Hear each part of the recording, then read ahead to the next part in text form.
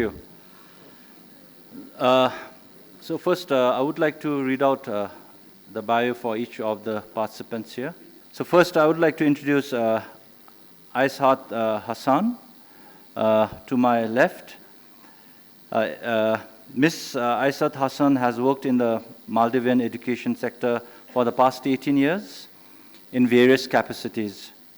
She began her education career as a language teacher and has worked her way up to an education development professional at the Ministry of Education, Maldives. Ms. Aishat holds a master's in education from University of West of England and holds a Bachelor's of Arts honors in English language from Open University, Malaysia.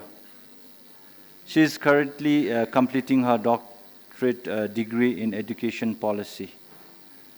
Ms. Aishat is also the Maldives focal point for GPE and the chair of KIX Maldives National Steering Committee.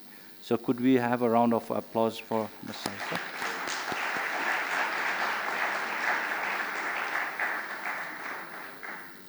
And next we have Mr. Sajid Ali. To my right, he is Professor and Director Research with Aga Khan University's Institute for Educational Development in Pakistan. Dr. Ali is Amir Sultan Chinoy Endowed Professor and Director Research at the Aga Khan University's Institute for Educational Development in Pakistan. He holds a PhD in Education Policy from the University of Edinburgh, an M.Ed in Leadership and Policy from Monash University, and a Master's in Sociology from the University of Karachi.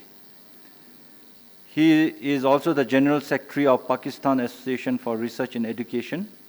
His research interests include globalization and education policy, new forms of educational governance, policy networks, educational reforms, privatization of education, and role of knowledge resources in shaping policy.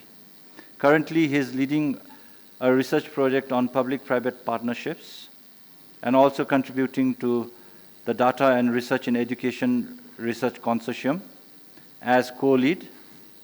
Dr. Ali is the Pakistan country coordinator for GPE and KIX. A round of applause for Dr. Ali.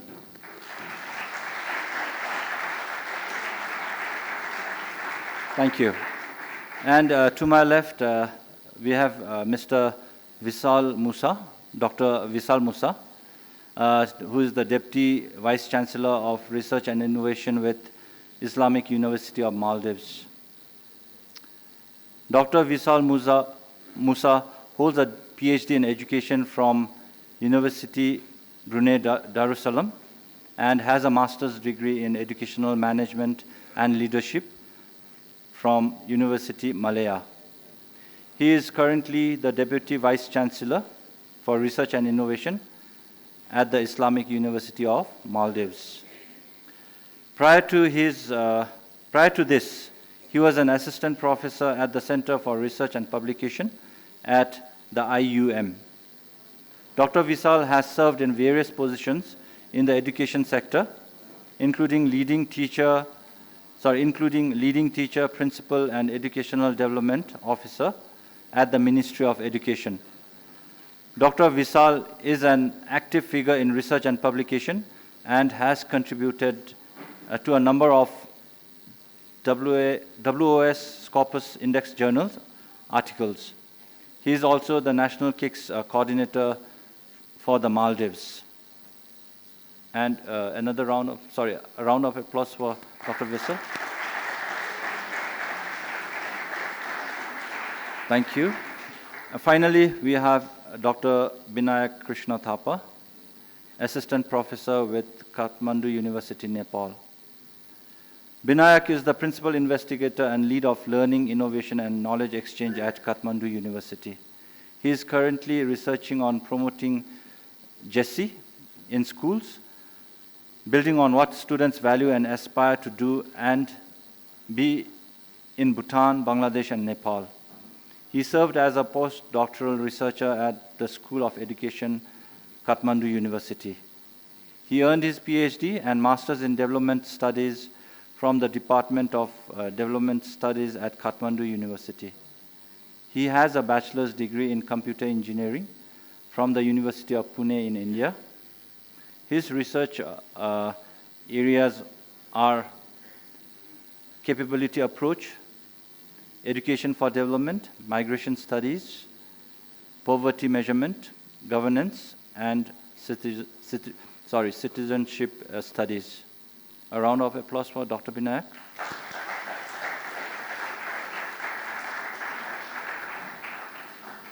Thank you. Now for this round table discussion, I think it will be a free-flowing discussion, and after the discussions of 2 rounds, then maybe we could take some questions from the audience. So as I mentioned, 2 rounds of discussions. So for the first round, I would like to request each of the participants in the order that I just introduced to you to talk about the perspectives of the education system in their country. And for the Maldives group, there are 2 of them. So maybe each one of them can complement or supplement each other. That is workable. And for the other 2 countries, you can talk the perspectives about your country's education system. So it is a broad question in the sense we would like to hear the education system that prevails in your country's context. So could we start with you? Thank you. Assalamu alaikum and good afternoon. And I was taught that we should, in your language, it is Kuzu Zankola, right? Thank you. So how many of you know about Maldives? Okay, quite a bit, so I'm happy. How many of you have been to Maldives personally? I can see a few hands. I hope to see more hands when we come next.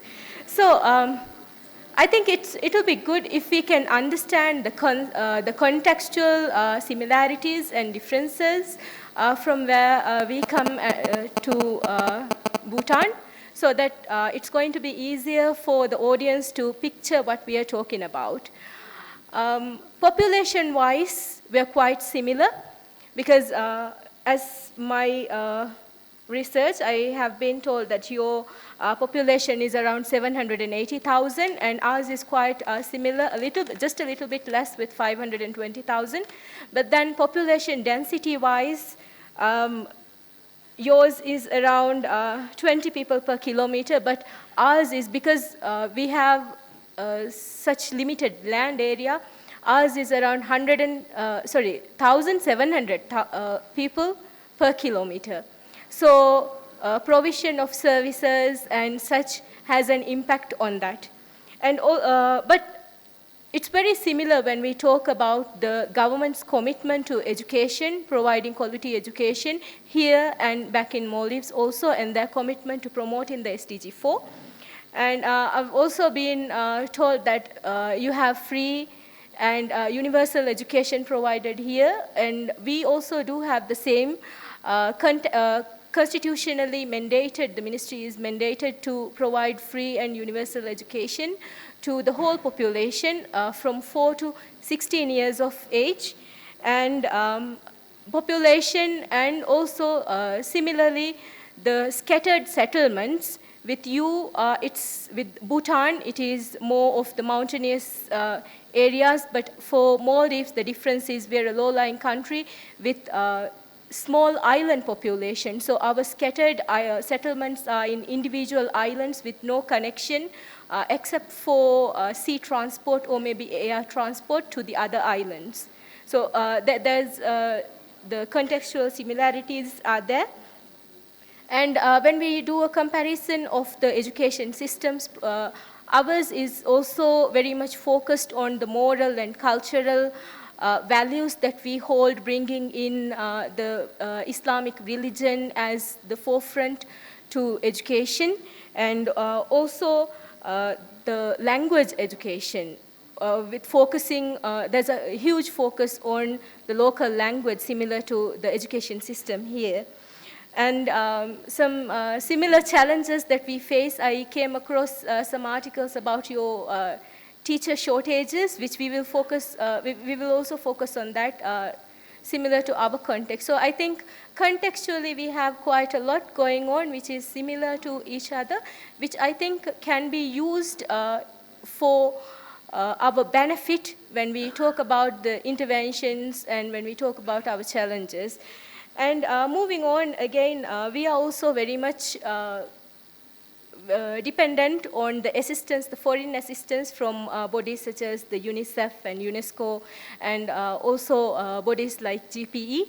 And when we talk about the current policy priorities, the Maldives is now in a stage of education transformation, which is mainly, I would say, funded, aided by the Global Partnership for Education. We have a transformative agenda of $9.5 million going on, which is focusing on gender equity and inclusion. So there was a lot of presentations and content which was shared, which had quite a lot of similarities to what we were talking about. So as I said earlier, one of the main challenges in our context is about the equity and inclusion and how we are trying to bring in the equity and inclusion and also the mental well-being of the teachers and also the students. So this is a whole systematic approach, the systematic approach to bringing a change in the education sector of Maldives. So talking about some of the interventions that we've been trying to administer through our reform agenda, when we talk about the mental health of students and teachers, there were certain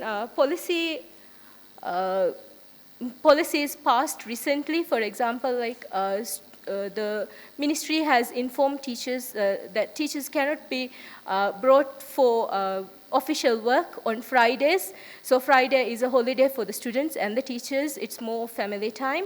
So reducing their workload, students' time, and for them to engage with family and bring in the whole development.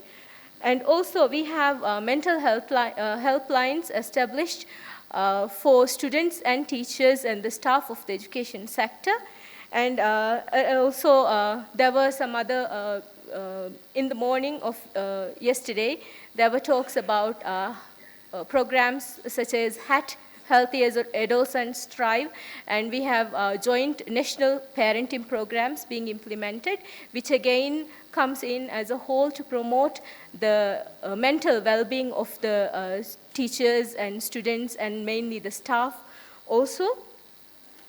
And with the help of GPE, we are again coming in with establishing mental health units or mental well-being units within the school system where teachers and the students will have quick interventions ready with access to trained counselors within the school system. So again, putting forward the focus on our priority on the mental health promotion.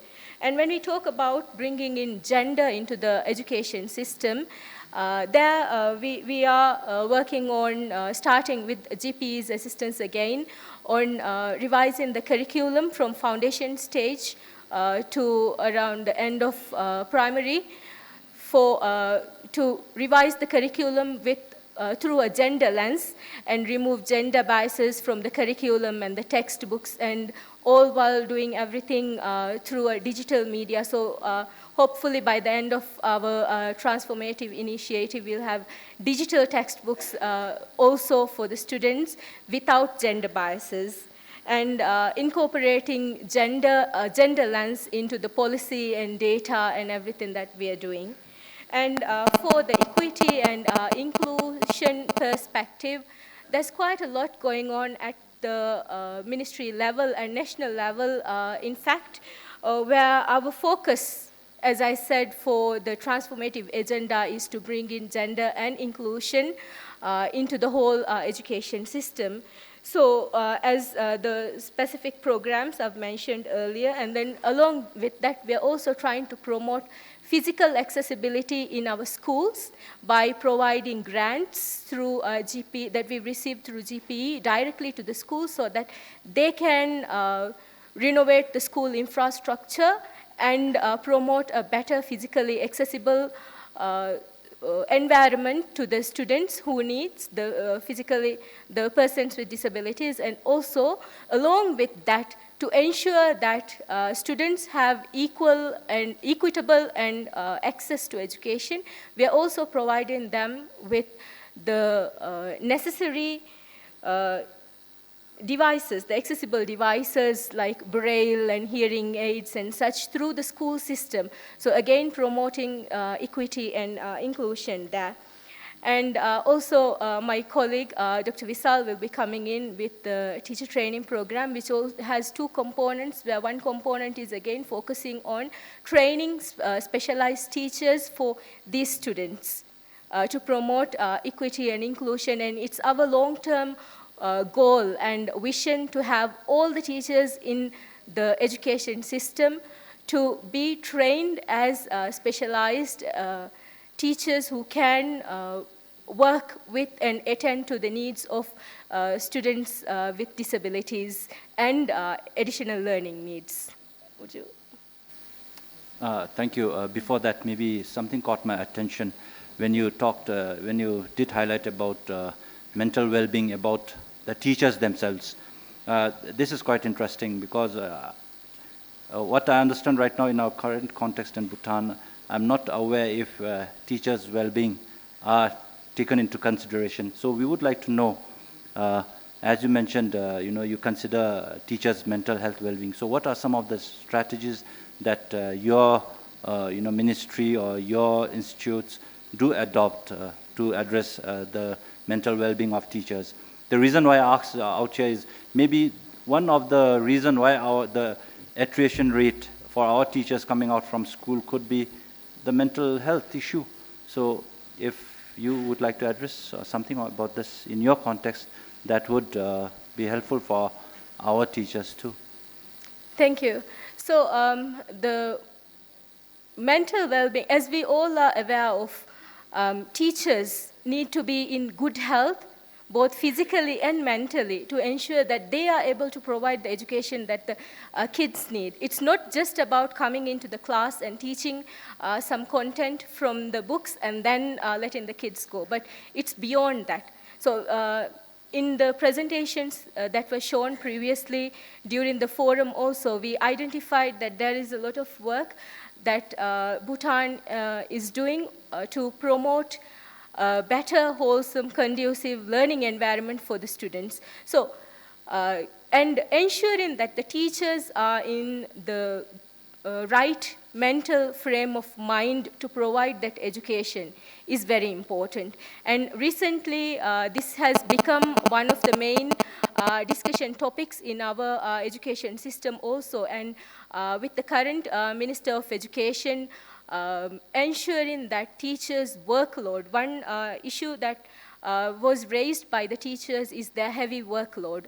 So to address to that, as I said earlier, Friday has been made to be a family day, or rather there is no work done on Fridays for the teachers and students. So the schools are closed, no extra activities, no sessions. So teachers get that day off for them to spend time, for them to take time off and recharge. And similarly, this opportunity is given to the students also.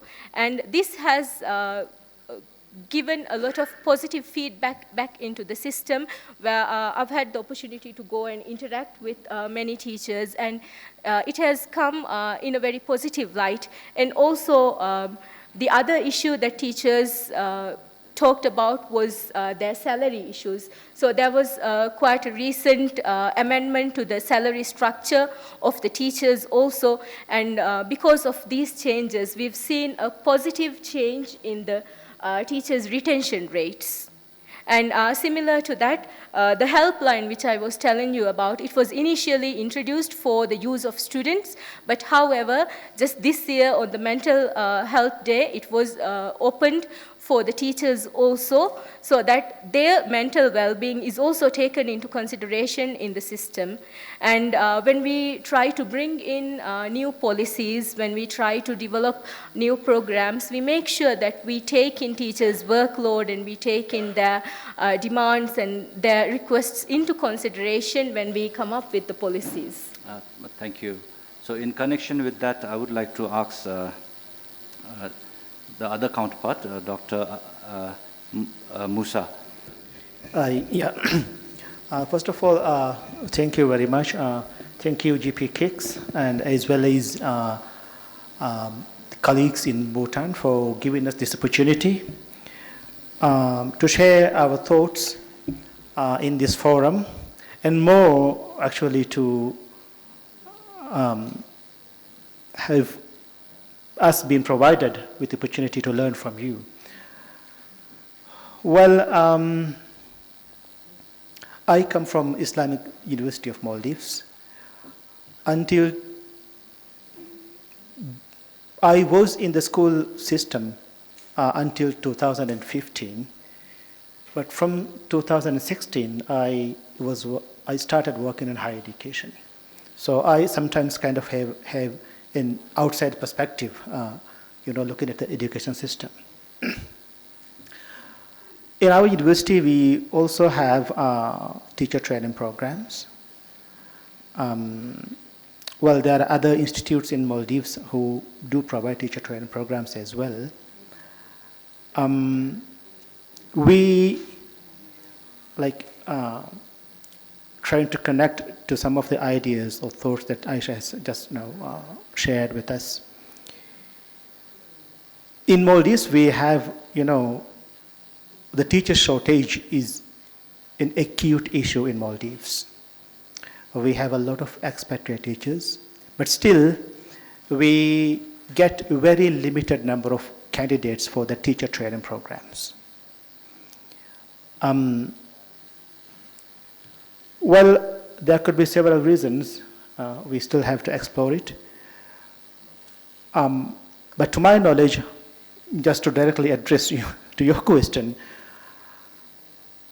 I don't think we have a specific, attention in our programs to address the issue of teacher well-being. But of course, I agree that in our country, this particular issue in the school system is being taken care of, especially in the recent past.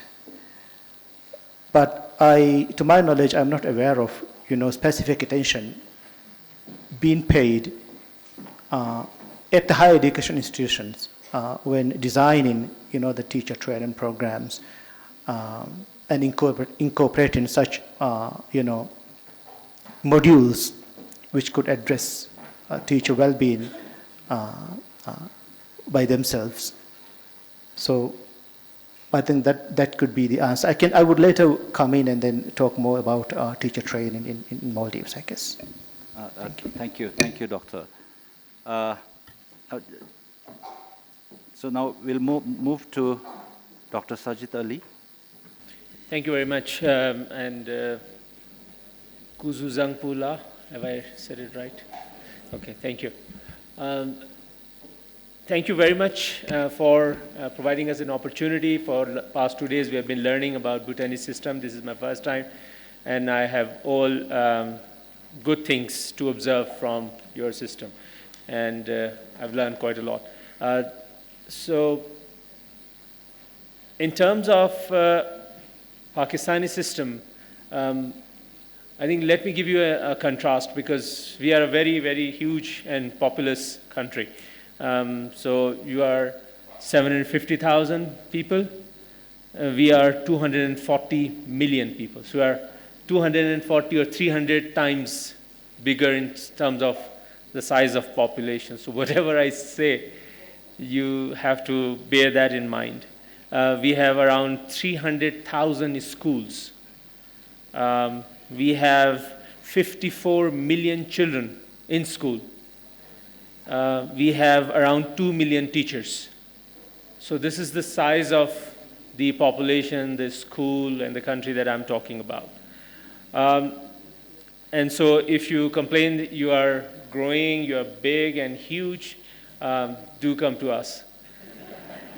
And so we'll tell you what they are. So, but I think if, for example, at some point in time, the system gets beyond certain management and governance limits, and it's competitive, there are lessons that could be learned from the system which are already big and they are struggling with. So don't repeat the mistakes that we have committed. So some of the education reforms that I think happening in Pakistan which might be of interest to you as you are thinking of education reform. First and foremost, I would like to mention about the teaching license policy. Pakistan has recently introduced teaching license policy. I was part of all those deliberations. We wrote a white paper on teaching license. So what was the need, why it has to be there? Is it suited for a country like Pakistan? What will we achieve with the teaching license? And so we have successfully introduced teaching license. It's a test-based license, so teachers so both in-service and pre-service teachers could apply for this license. And if they get the license, they get higher grades, better salaries, and more repute. That's the advantage of having teaching license. Essentially, teaching license was introduced to overcome the challenge of poor teaching. So the expectation is that teachers who have licenses will probably try and teach better. That's one education reform that's taking place, and if you want to know more about it, most welcome. We can talk further in a Q&A session. Second thing which I would like to mention is about public-private partnerships. Pakistan has a huge private sector and a public sector as well. So around 60% of our schools are in public sector, 40% of the schools are in private sector. And recently we see public-private partnership in schools. In those kinds of schools, government provide the finances and a private firm or private entrepreneur manages the schools. Government provides finance as buildings and someone manages. So it's kind of marrying good of both worlds. Private is known for better management, government can provide finances. So it's an innovative way of overcoming challenges of quality and provision of education. The other thing that we are doing right now is experimenting with devolved system of educational governance. Pakistan is a federal system, so we have federal government and we have 4 provinces and 2 other regions. And because of the size of the population and region, education is now devolved into provinces. So provinces can now even develop their own curriculum, can develop their education policy.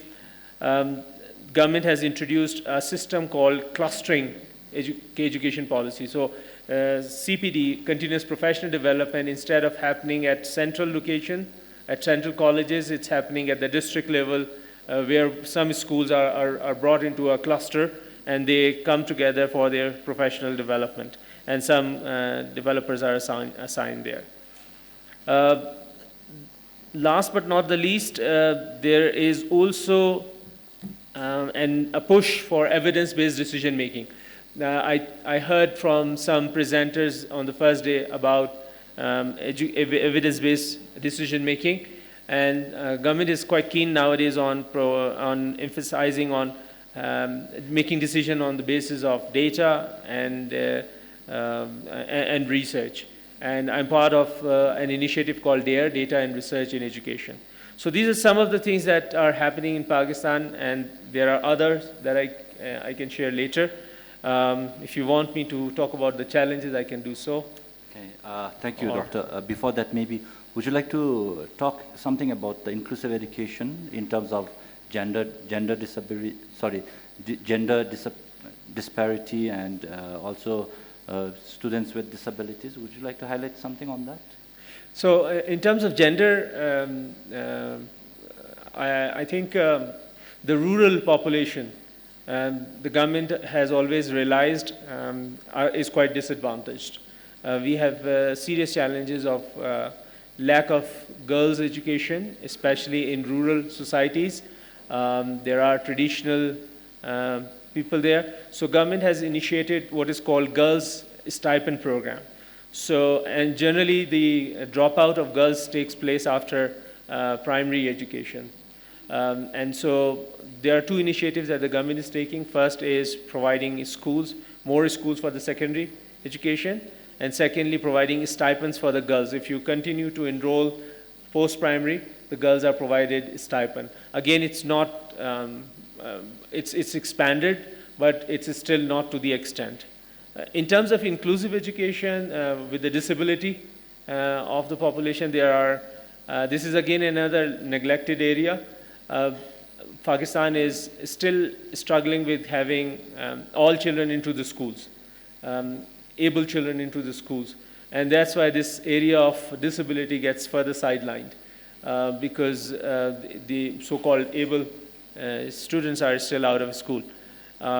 Nevertheless, there are certain initiatives. We have the whole ministry dedicated for this special education and some certain special needs schools are there both in the public sector and the private sector. And there are some NGOs which are working in this direction as well. So those are some of the things. Thank you. Another thing, you did talk about teacher licensing. And in Bhutan too, we had some talks about teacher licensing, but I'm not aware if it's still going on. It's yet to be implemented. So in that context, would you like to say something about advantages of having this teacher licensing? As you mentioned, it is a pilot project. Did you say it is just started with No, teacher licensing? it's taken up as a policy in one of the provinces. Okay, so what do you see with the strengths in having teachers being given the license to teach? So I think the advantage that we see is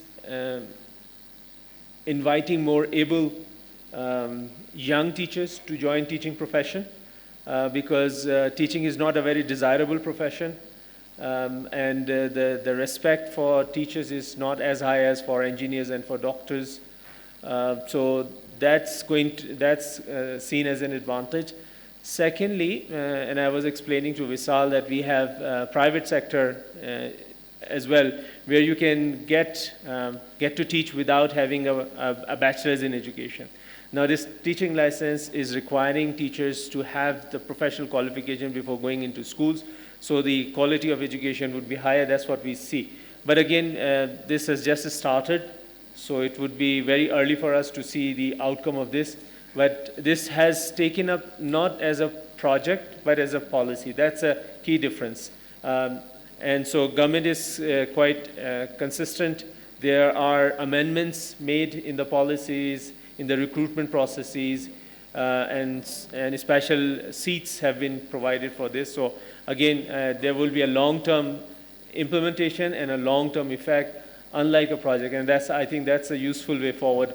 If government is really committed, we have to start in, it took us 2 to 3 years to start this policy. We did quite a lot of homework. Well, once it's done, it's taken up as a policy, so the sustainability question is taken up right in the beginning rather than in the end. Thank you. That's a policy to be, that's been implemented, and I believe for Bhutan it's yet to see that policy come through. If I'm not wrong, the discussions are still going on. Maybe later, if there are any policymakers out here, if you would like to address on this, then you may have something to share with us. Thank you. Now, maybe the last round of, for this first round, the last speaker, I would like to ask Dr. Binayak. Good afternoon, Bhutan. And thank you, KIX EMAP Hub for having me here. Well, I would offer you all something different from the perspective that we are supposed to be speaking from, rather than at a national level. I would start my story from a global level. Our achievements with Millennium Development Goal did show us certain indicators of improvement, no matter if we are belonging or categorized as developing countries. Much of South Asian countries did show good enrollment rate. We did show good increased amount of gender parity index. apart from other indicators that we felt that we had achieved something, definitely in terms of infant mortality rate and so on and so forth. These indicators definitely relate with the situations and conditions of education that is basically happening. Well, then, going forward with that, we had then a new future that we are looking forward for with the Sustainable Development Goal. With the Sustainable Development Goal, we wanted to have a better or more of an aspiration-driven targets where we would want now to focus our policies for lifelong learning, better quality education, yet again improved in gendered access to education with gender equality, with goal number 4 entirely dedicated to, and lots of other indicators that are bagged in there as goal number 4, or you have the gender dimensions indicators with sustainable development. Much from the global perspective point of view, our policy will somewhere, somehow relate with promoting sustainable development goal, because by 2030, we are to be reaching certain type of the targets. Needless to say that even our country's certain policy basically would be driven by these type of macro level targets and aspirations, which basically becomes our development indicators in which we would want to, evaluate ourselves. And therefore, while at the other part of the global discourse, we have few common phenomena, whether it may be the rich or the poor countries. For example, poverty, inclusion, equality, and social justice, which is really making it as a far global debate. And much of our countries are debating in towards finding proper solutions in this regards. We too ourselves find ourselves in these, dilemma. We do talk about improving our system such that somewhere we, being, doing, and becoming within the education system, we play our part, because the little more we educate ourselves and attain better targets, we could get rid out of education poverty. The coronavirus, learning losses, learning poverty, we still have certain type of setbacks from there, because that shouldn't be forgotten. It's the same thing for Nepal as a country where we really went and we really were struck by that situations where we face lots of things to catch up when we come in terms of learning poverty, whereas we discussed about how we are trying to learn for the future within these 2 days of forum, right? We would want to get rid of learning poverty. That was basically, again, not being able to access timely educations and some things like that. So within all these, global, dilemmas that we have, for last 60 to 70 years, Nepal has been evolving with its policy instruments. The very first probably could be also relating to you. We all felt that we needed to be educated.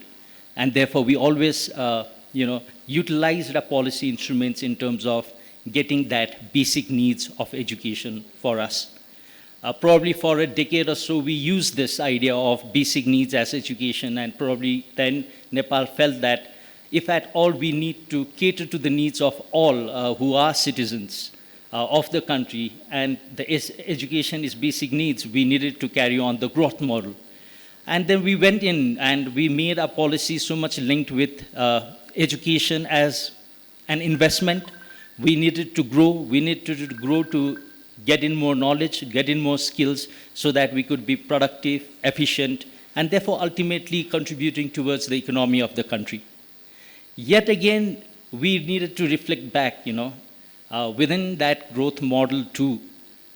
We were struck by another challenge that was trying to see that if at all we are going to limit our understanding of education by just investments, and we are just trying to see what is the return on our education for whatever penny we have invested, well, a large chunk of population would be deprived of education in terms of their rights.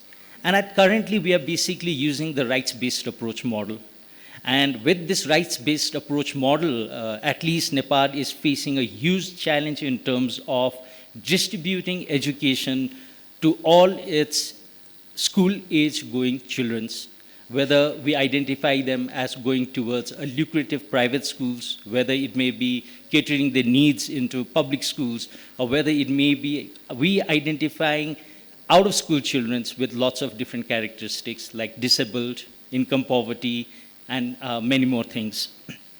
So in that sense, today, if at all the policy challenge that Nepal is facing in terms of its implementation and getting its policy instrument right is one that is totally influenced by the availability of resources, human or material, and then while having that limited resources, how they are going to equally distribute these resources towards its strengthening of public education system.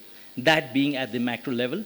Other problems that probably we face in our day-to-day life in a macro level is almost as same as probably any other country that we would, that would be lessened number of students going to public schools, basic facilities that not being, catered to the students while they are attending public education, and therefore, to cater to that, we have this holistic program like WASH, right? We have extra schooling classes for people with lower grades and lower performance and things like that. So in pattern, we definitely see lots of different international agencies coming and giving us programs that would actually help support the problem of basic resource distribution. But at the same time, while we get entangled with this resource distribution, we still need to see what is our next step going to be. If at all we are trying to envision social justice through education. That is a greater challenge where you have increasing number of private sectors playing in education, while the public sector is facing a problem of, once again, limited human resources in terms of trained teachers, as well as poor performing students in terms of their learning capacity. At the micro level today, much of the average Nepali teacher has always one question in hand.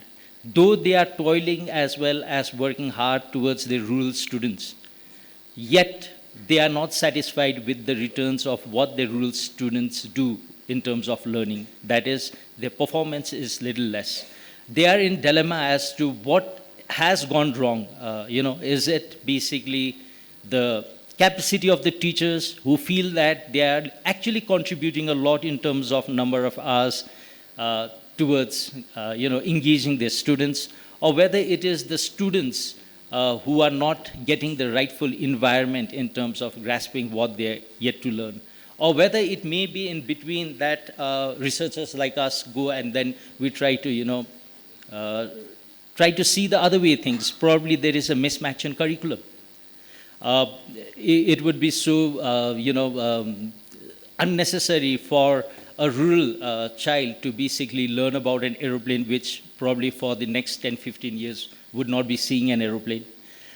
So these are so much mismatch in the materials of rural education and the current education that we feel that, we feel it's deemed necessary for the students in terms of catering into a well-packaged education that we are actually delivering.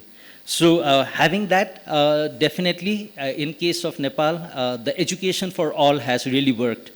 And probably it is time for us to realize that we all need to do for the education. So all for the education should be the next campaign after education for all. Secondly, the challenge of lifelong learning is still there with us. And therefore, we need to do almost everywhere, not just at a country level, but at regional as well as global level. There needs to be partnership to strengthen education system. And that's what probably a resource-limited country like Nepal would be always wanting to. And that's where we would want to see certain things that we would want to overcome. The learning losses and the poverty that we went through the coronavirus, our improvement in education is little got stuck back from there. Till date, we are little less talking about children's and the way they are learning, or the evaluation of children's and their outcomes or assessments. We are still stuck with what type of capacity do the teachers need to have, how teachers may not be capacitated such that the learning outcomes of the children are poor. So I guess it is time, like probably Bhutan, you have already, what I learned from you all is you are already into a second stage of understanding what your children needs to be and what your children needs to do. That's where I would connect with gross national happiness. Definitely, the first thing is you need to have some type of intellectual foundation towards any policy, and you already have it. While Nepal does not have it, and I do not know whether other countries, even India, they are actually trying to explore their philosophy towards certain type of directions. And last but not least, coming down in and macro level, Nepal is very friendly in terms of discussing openly about inclusive education. Together with other international agencies like UNICEF, they have at least designed equity index, a number through which they basically are directed towards decision making of whom to distribute resource at what scale in terms of distributing resources to schools. So all in all, there's lots of achievements, at least at a macro level, but at micro level, we still need to gear up and, if at all we would want to achieve certain things in future, we need to, like I did say you all, be very clear about being more concentrated in promoting as well as strengthening our education system. Thank you. Thank you.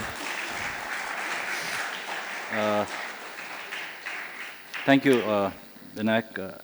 I believe you did mention about the SDG goals and its expectations, and you also mentioned about meeting the targets by 2030. 2030 is quite near now. It's just 5 years down the line. So what is your take on this, whether your country would, meet these standards by then, as you mentioned? It's a big challenge to meet 2030 goals with all the targets that's set up before us. That was over-ambitious from the part of SDGs itself, but at the same time, it's good on our part that we actually are taking up the challenge. Definitely, we have a target in front, but at the same time, it's not in our hands as to what are the, global political environment and situations that we go through, or even the national environment and political environment. These are unintended, unseen, foreseen challenges that's not really in our hand. But definitely 2030 is still there, but we would definitely achieve certain things, but many things would not be achieved by then, and we would need to work probably harder, because macro level certain data like enrollment rate and gender parity will definitely has improved year before, and it's still there. And it's going to be as good as it was with the MDGs. But while we talk about lifelong learning type of indicators or quality of education as an indicator to see whether we are actually delivering quality education, or if we really have an indicator, is your education distributed in an equal manner, then that's where we'll probably fall short. Thank you. Now, just to keep the discussion alive, not only within the presenters, maybe I'll take this opportunity to give opportunities for the participants out here, the spectators. If you have any questions, maybe I'll take 2 or 3 questions. Yes, we have one there. First there, then second. Lasla, thank you, moderator, for giving me the opportunity. I have just one question each for each of the 3 countries, Maldives, Nepal, and Pakistan. Very interesting that, the perspectives that you share, the experiences that you share, the kind of initiatives that you have been taking to flourish the education in your country. I think there are lots to learn from each other. But in the interest of time, I'll just go to the questions that I have. First is to Aishat Hassan, Miss Aishat Hassan from Maldives. Quite interesting that you have Friday off for teachers and students. That is reserved for as family time, which is very, very important. I guess something that we might be interested as well to see whether that is applicable here. But the question in relation to that is, here, even though we have Monday to Friday Saturday is off recently, we struggle to cover our syllabus. That's what most schools and teachers complain. How do you manage that? How do you manage to cover the syllabus? And then also, in connection to that, could you also please talk, briefly about what kind of curriculum you have? How intensive it is. And the other thing is that I wanted to ask you is, so when are the classes, school days that you have? When you say Friday is off, what is left is Monday, Tuesday, Wednesday, Thursday. Is that or you have classes on Saturday as well? That is another question that I would like to ask. This is my question for Aishat. Or shall I continue with my questions for the other? Maybe we'll first take this question. Last. Thank you very much for the question. So our school days are from Sunday to Thursday, and official school days are then, and Saturday is usually reserved for extracurricular or co-curricular activities if it could not be conducted on the school days. So the priority is given to conducting these activities during the school days, and if not possible, or if teachers require more time, they would do so during the weekend, which is Saturday. But as I said earlier, Friday is now off limits for everyone. And about the curriculum, from foundation stage up until end of, we have it divided in such a way that we have foundation stage as kindergarten, and then grades 1, 2, 3 is our key stage 1, and key stage 2 is grades 4, 5, and 6.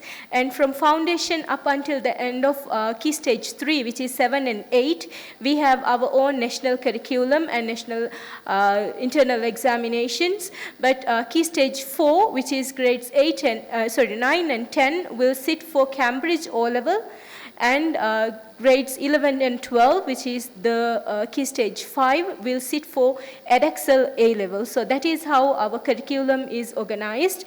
And about the teachers covering syllabus, as I said earlier, the syllabus and the curriculum is designed in such a way that they have the content hours to be covered within the 5 working days, and if not possible, and only when the need is there, we take classes during Saturdays, the extra sessions.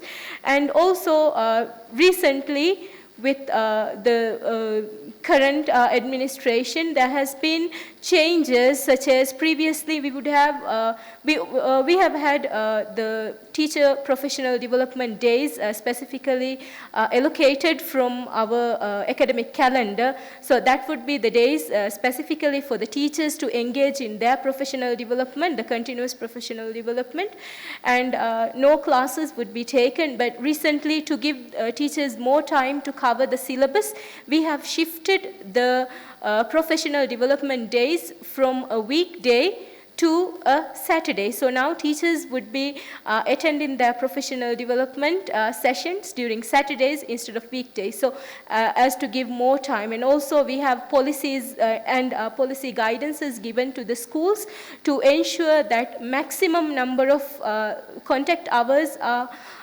given for the students, and to refrain from arranging extracurricular or co-curricular activities in such a way that it would hinder with their contact hours.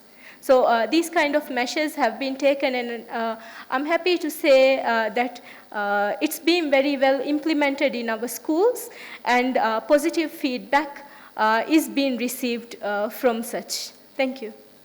Okay, maybe the next question, or just one question, limit yourself to one question. Last, thank you. So I'll ask Dr. Sajid Ali from Pakistan.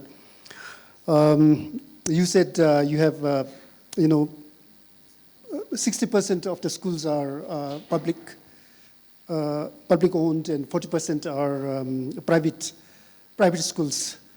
So have you looked at the quality, how do you compare the quality between the private private and the public schools? So the private sector, in the public general understanding, is considered better off. But then there are different types of private schools. So the elite private schools has the top layer and considered the best, but then they are also very expensive. So in terms of quality, measured by their performance in O-level exams, their performance in A-level exams, their performance in national boards, they are the top category of schools. But they are roughly 1 to 2 or 3%. The rest of the private schools are of a mixed category. Recently, there was a research carried out by some of my colleagues who looked at the teaching and learning at the public and private schools. And the difference was very minimal. Though the private schools were performing a little higher than the public sector, the difference was still very minimal. Now I'm carrying out a research which is looking at the quality at public, private, and public-private partnership schools. The idea is that the public and private divide provide more marginalization. So if the public-private partnership schools provide a better alternative, how good they are in relation to the two. So let's see what the results come out, and we'll be able to share more. Thank you. Okay, thank you. We have another 2 questions, so we keep it the last 2 questions. Okay. This is Pematenzi Namgyal from Royal Thimpu College. Before proceeding to the specific question, I would like to bring out the situation analysis here on the basis of the presentation that we have been attending since yesterday. It has covered up the points with regard to teacher presenting themselves as a role model, number 1. And number 2, it also further today's presentation by Samtse College of Education on the key findings. They have established that on the PSSM parameter and on the basis of attendance and academic achievement that the male students are not able to perform well and the females are performing well. So my fellow brothers from Motithang High Secondary School, please pay attention because it will concern you. Now, yesterday's presentation highlights that the students needs to be having a happy environment in order to enhance learning, and teacher needs to present themselves as a role model. And as far as the SDG goal is concerned, it is focusing in well-being. And additionally, as far as GNH is also concerned, it has sustainable development whereby well-being is also a main concern. So here the PSSM has, and the presentation and the research finding from the Samtse College of Education established that one of the reasons that haircut is the problem, haircut is disappointing for the boys. So this question goes to now all the panelists out there. How the teachers in your respective countries portray themselves in order to maintain the role model, number 1. Or do they also have to maintain the haircut in order to present themselves as a role model? Do the teachers does that in your respective countries? And if not, in our country, that is it necessary for the teachers? That means teachers has to be role model. Why not our teachers also have a nice haircut and maintain themselves the way the boys are given a haircut? So in that way, so as far as the academic and the well-being, and yesterday's the PEMA Secretariat, head of the PEMA Secretariat also established that the well-being, because it has been noticed that through my association with the students here, they are all worried that soon they are going to have a nice haircut. And after the haircut, their well-being and the confidence will be, for a few days, it will be going down because they will be finding, and some of the shopkeepers will have good income because they will be able to sell the caps and all so that the boys can cover their head. And in this way, the moral and the interest, the well-being are affected. So I would like to now boil out to the question that how the teachers are portraying themselves as a role model, or is it by haircut in your respective countries? Thank you. Okay, thank you. Thank you.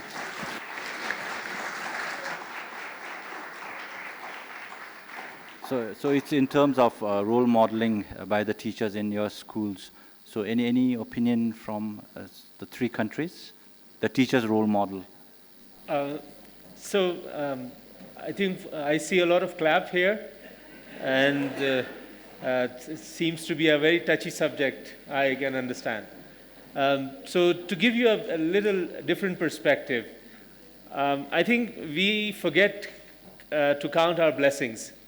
I come from a country where 26 million children are out of school, where children are struggling to earn for their families because of the poverty. So haircut is the least of the concerns for the children who are in the schools. They become concerns of the elite private schools that I mentioned. There it's quite a concern. So we don't have that kind of a debate in our country in terms of teachers being a role model in terms of haircut or no cut. I just wanted to highlight that how privileged the students in this country are that they have. But for teachers like us, haircut is not an issue at all. Like me, for instance. An extreme role model. Okay, thank you. Thank you. This Anyways, kind of a role model would be very... jokes aside, maybe if Binayak would like to say something on this. Well, I'll give you even different perspective.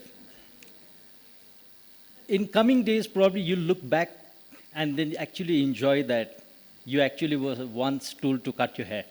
I belong to that generation, even my hair was cut in residential boys' schools. Today I enjoy it because those were those rememberable days where we were actually, put up into strict rules, and it would be so even more enjoyable if we could actually dodge those teachers who were coming and cutting our hairs.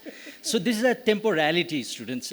You are becoming, and we want to become even more educated and more, cultivate lots of virtues and wisdoms, and probably for tomorrow's greater happiness of Bhutan.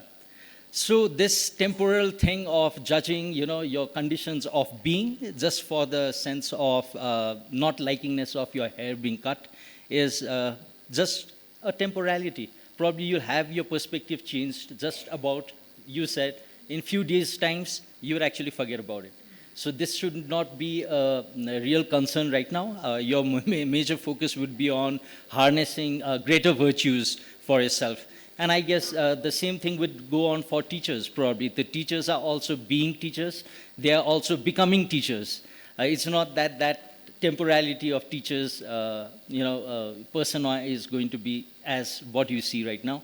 That's also developing. So let's look at it that way. As you develop as students and being higher graded students, your teachers are also going to be more wiser. You are going to be more virtuous. Your teachers are going to gain more wisdom.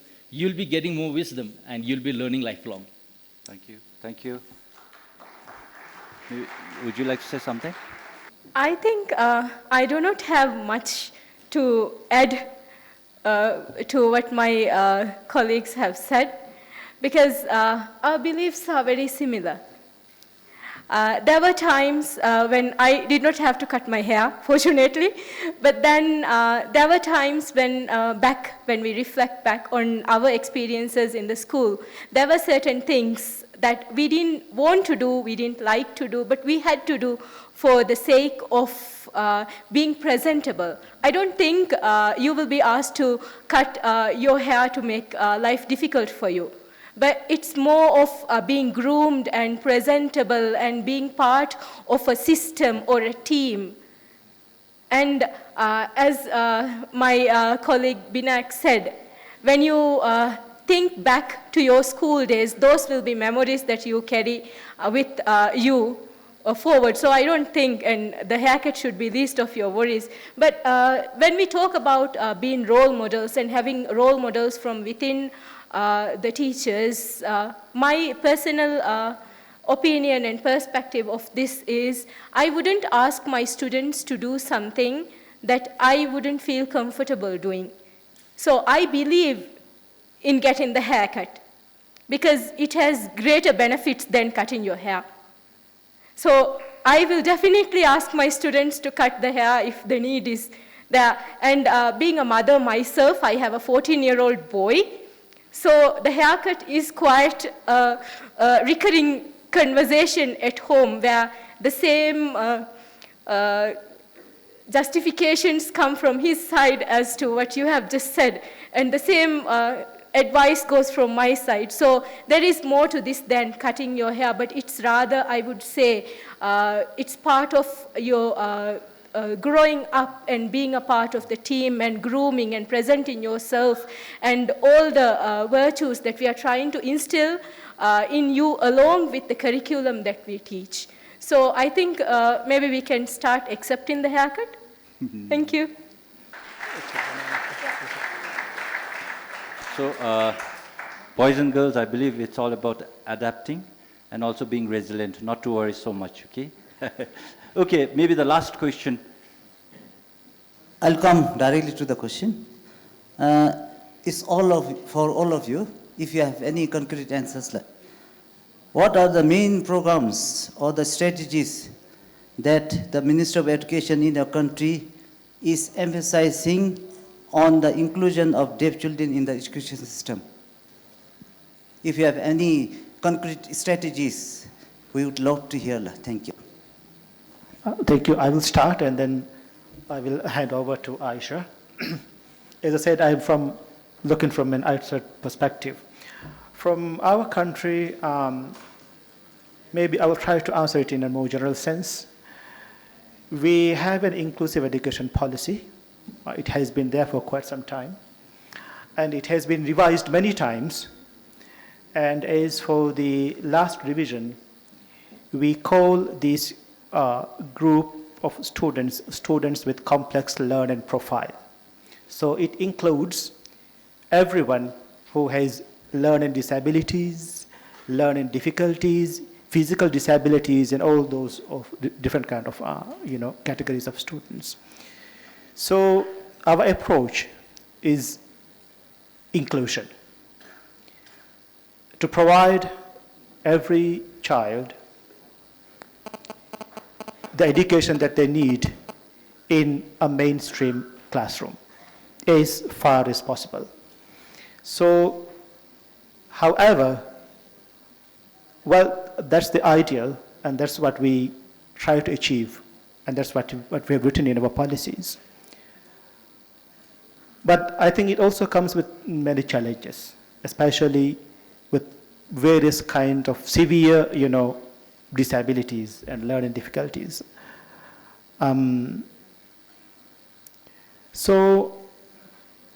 the deaf, we used to have a segregated setup previously. We have, from the 1980s, we have a special school to teach for deaf students, whereas in the policy, we want every school to have, this capacity to accommodate for the needs of deaf and other kind of, students with disabilities.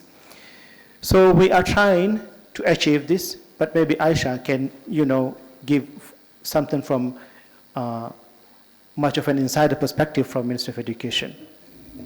Let's try to make it short, Yeah. Aisha. Thank you, Dr. Vissal. So I'll make it very short. But, to begin with, we are mandated by Constitution and the Education Act of Maldives to ensure that all students, irrespective of their abilities and disabilities, are included, catered to, and have the same opportunities as everyone else. So we are carrying out that mandate to the best of our abilities. And equity, as I said earlier, equity and inclusion is the main policy priority for our transformative agenda. Hence, we are coming in with many interventions and policies which will incorporate the needs of such students. And such as a few interventions that I would like to highlight here, but there are many things more which are being done and which we have in the pipeline ready. For one is the sign language trainings for the teachers. We have a specific designated inclusive education department mandated by and formed by the presidential decree. So they will be carrying out these trainings for the teachers in our schools. So many teachers have undergone sign language training, and we will still be carrying it further to ensure that all the teachers and all the staff, not just the teachers, but all the staff within the school system are familiar and are able to use sign language with students who need to. And also, GPE is assisting us through their system transformation grant to provide assistive devices, including hearing aids for the deaf students, so that they can take part in the mainstream education. These students are now in mainstream classes, but they have difficulties in engaging in the lessons. Mostly the hearing aids or the assistive devices are either provided by the parent or by the state for now, but we have got grants and we are trying to procure those assistive devices for our students through the grants and through the ministry. So these are some of the interventions that we are have in place, and we have planned to provide these students also with equitable opportunities. Thank you. Okay, thank you. Could we talk about Pakistan? Most of the deaf-related or disability-related policy says very nice things, but in reality we have very few demonstrable practices in terms of deaf. There are deaf schools, there are disability schools, there are segregated schools. Policy wants to go to inclusion, but so far nothing has happened. But there's a very active non-governmental sector. So there is an organization called Deaf Reach Schools. It has created various deaf schools across Pakistan, and they have created sign languages, standardized sign languages for students, deaf students. So that's what it is in Pakistan. Nothing very fancy and nothing very demonstrable. Thank you. Maybe last for Nepal. It's almost like Pakistan, with our aim to operationalize inclusive education policy. At least in common schools, it needs to be inclusive in the sense that we have resource classrooms in many schools, whether it may be in rural or in urban setups of public schools. And then there are special schools, which is catering to each type of identified different problems. Currently, the government is facing challenge in terms of identifying, identification of children with special needs. That itself is a problem that we are facing, but at the same time, we account for around 2% of school-going age children as being differently abled. And definitely we have got lots of things, our resource schools or resource classrooms in whichever schools that provides resources, or special schools are still less in quantity as per the demand that is needed. Thank you. Thank you. Now we'll come to the second round of discussion, and for this I would like to ask the presenters here. For the last 2 days we had presentations and discussions in context of Bhutan, the education landscape, and in that context, what is your take in the sense, the similarities or connections that you see with your context, your country's context, and what insights can we share with each other, like in the future? So anyone can address this. Well, teacher shortages and teacher professional development has been a concern which has been presented, I think in many of the presentations that we heard during this 2-day conference. Let me share 2 things. Starting from where I stopped in the very beginning regarding the teacher shortage issues in Maldives. We did a survey on why actually the high school leavers are not opting teaching as a profession, or rather joining teacher training programs. And Aisha mentioned one of the reasons is the finding of this particular survey was salary. Teacher salary was increased. However, I would argue that there was no significant increase in the number of teacher candidates that we get. So the government has now started a new initiative called the National Teacher Training Program or Initiative, funded by GPE. And what happens in this program is that Ministry of Education, in collaboration with the high schools and in collaboration with the teacher training providers in the country, they are sponsoring students as they join the high school. In our case, it's grades 11 and 12.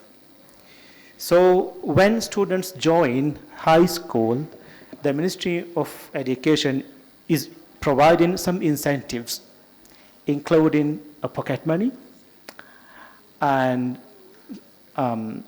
sponsoring their tuition fee. So as students join the high school, they are in a way getting already enrolled in the teacher training program. So they will finish the first 2 years, grades 11 and 12, and directly after that, they will join the university or the college to continue the teacher training and then become a teacher, hopefully later on. And of course, they have a bond agreement signed in the very beginning. So this is one initiative and one activity that we are trying, that we just started, and we have yet to see the results, maybe in after 3-4 years. And another aspect that I would like to touch is the concept of teacher professional development. And I see two perspectives here again, but I would rather talk on what I may call as continuous teacher professional development. Talking about the development of teachers who are already in service. We have always had this problem, not in Maldives, I think everywhere else, that the continuous teacher professional development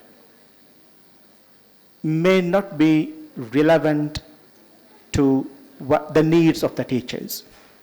In order to address this, we started a program, and this is still continuing. This is called the School-Based Professional Development, which begins with the needs analysis in each of the schools.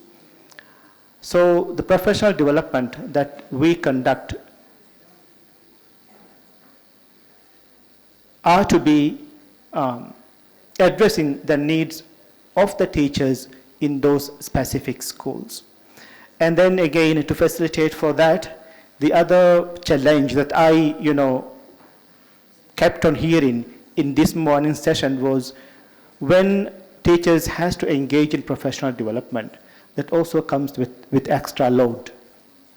The professional attending and taking part in professional development activity is seen as an extra workload for teachers, particularly for that duration of professional development. And to cater for that, we have specially designated 3 days in the academic calendar, and we are trying to do that. But I have, again, a sort of a different kind of belief here. We try to customize the professional development for the needs of the teachers in the specific schools. We also try to accommodate designated time to, allow teachers to attend professional development without having to attend their daily, teaching workload on those specific days. But however, I believe that professional development has to be still more continuous, authentic, and still more relevant to teachers. Well, we have to explore how we can do that, but I think professional development has to be a daily part and daily work of teachers, and not something done in 3 days in a year, or maybe, once in a while in a workshop style or something like that. So I think we have to work together to find a way by which, like teachers go to the classroom, getting prepared and deliver the lesson, the professional development, the reflection on their teaching, and working on continuously improving the service they deliver is to become a daily work, a daily routine for the teachers. So I think that's my perspective, my personal perspective on that. Okay, thank you. I guess the time is so short, so I'll need to cut here. And maybe this is a specific question to Dr. Sajid Ali, who did mention that he did come across good things that he observed with our education system here in Bhutan. So what would be one thing that you thought would prove beneficial in your education context, in your education system? On the first day, we heard two different kinds of presentation. There was one by Professor Kazin, which was an action research on value-based and how teachers can practice the values and compassion. And in contrast, there was a research on 21st century skills. There was a presentation by STEM as well. So I wanted to convey, or at least when I have the floor, say it quite openly that these rush for 21st century skills need to be cautioned with. First of all, it talks about skills only. And I see in teachers there's a great enthusiasm about going for 21st century skills. It talks about skills only, not about broader education. And many of these skills that are taught under 21st century skills are quite oriented towards neoliberalism, capitalism, competition, leadership, and all those kinds of things, critical thinking, which sometimes I feel goes against what your country is talking about in terms of gross national happiness.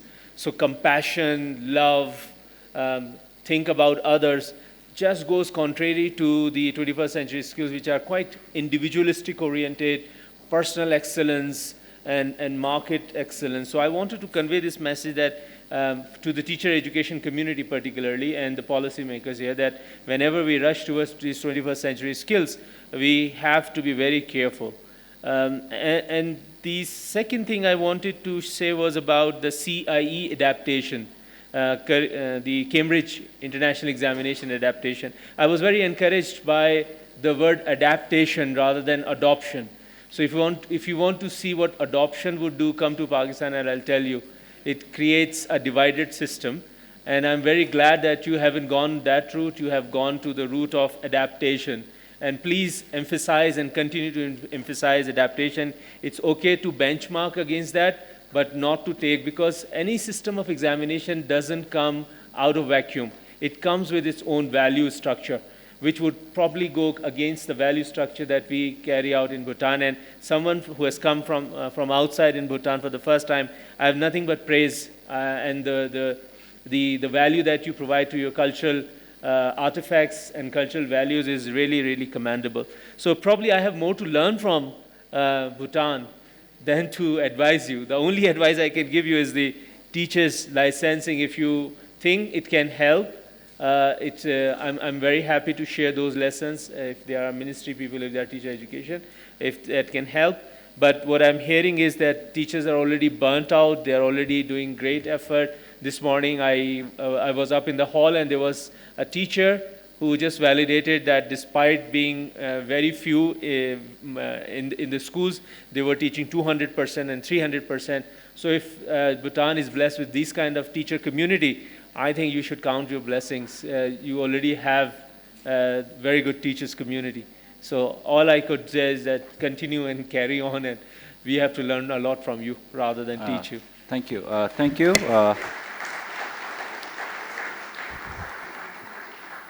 Thank you for your kind words and also your suggestions. I thought the suggestions were valid, I would say.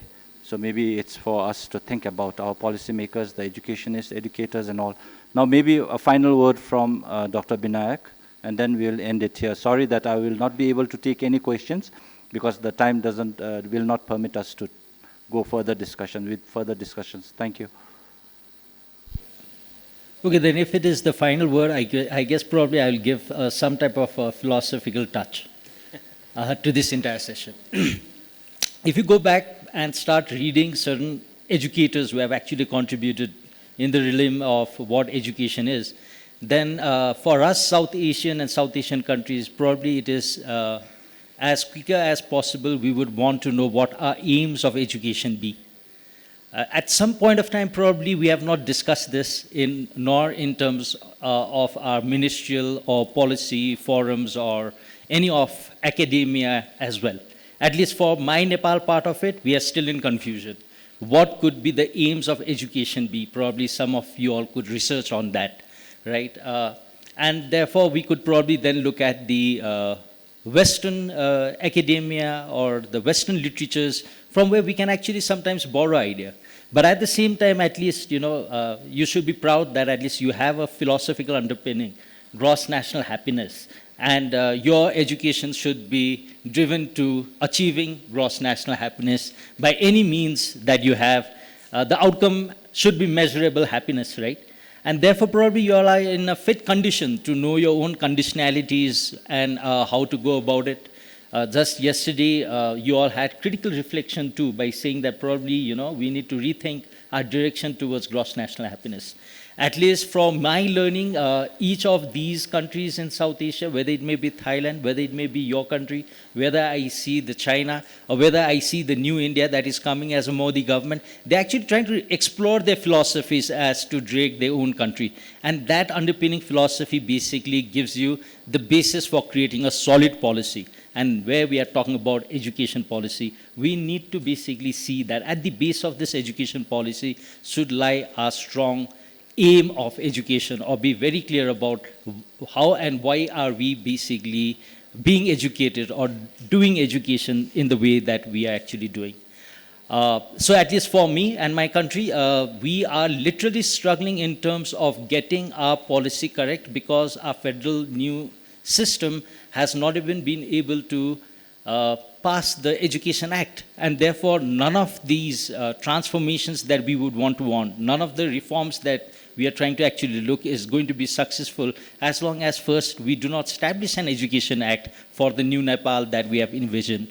And therefore everything is happening in the all the way it is always. So it's not making any difference in our education sector, but at the same time we are still struggling if at all we see that education is the rights and basic rights of every different individuals of school-going age, then we are still struggling to give that rights for an appropriate person, for the appropriate age that she and he is, for the appropriate place that she or he is, and the conditionalities that he or she is being put into or brought up in.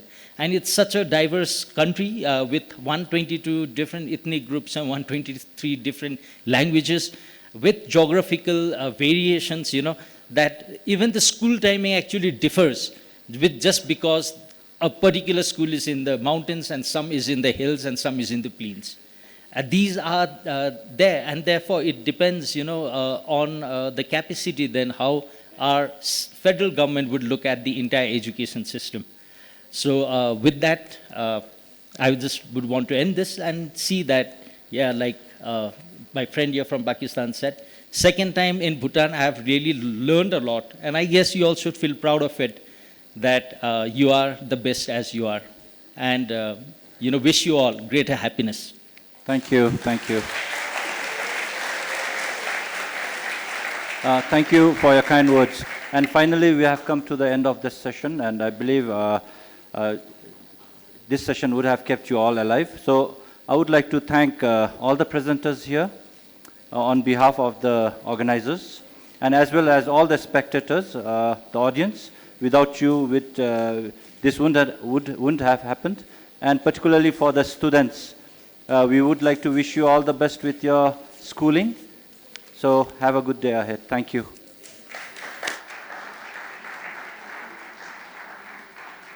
I would like to join Dr. Karmaji Gill to thank the panel members here. So thank you so much for taking us through the education system that are there in Maldives, Nepal, and Pakistan. And at the same time, thank you so much, the moderator, for taking us through their system by letting us into the brain of these 4 panel members. So we as a policymaker and educator, it is very much important to infer the ideas and knowledge that are being generated so that the population of 0.01 world's population that are being sandwiched between 2 giants of Asia are being benefited from the ideas that are being generated from this discussion. Once more, thank you so much. And at the same time, not to forget, I'm sure that these ideas and wisdom must go beyond this conference, benefiting 8 billion of population on this Mother Earth. So once more, thank you so much. And to to give away the token of appreciation and certificate, I would like to call upon Jose Luis on the stage.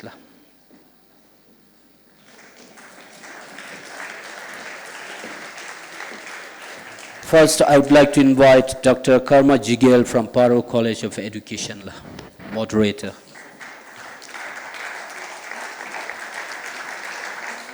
Next, we have Dr. Binayak Thapa from Nepal. We have Dr. Sajid Ali from Pakistan.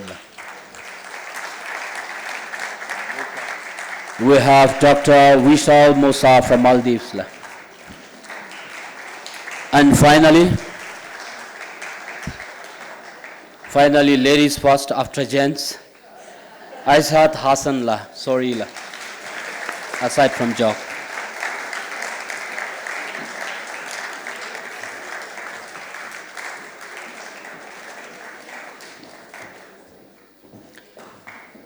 Once more, thank you so much, moderator and panel members. You may take your own seat.